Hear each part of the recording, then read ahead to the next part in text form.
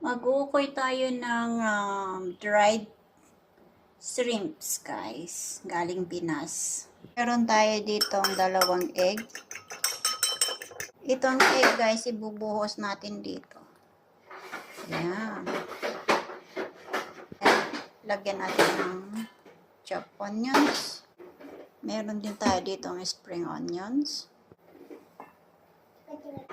Salt to taste. Natin.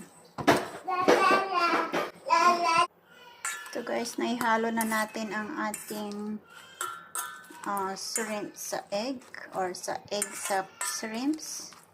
Lagyan na natin ng flour. Next. Ito na siya guys. About 3 tablespoon of flour ang inilagay ko. All-purpose flour. Pwede na tayong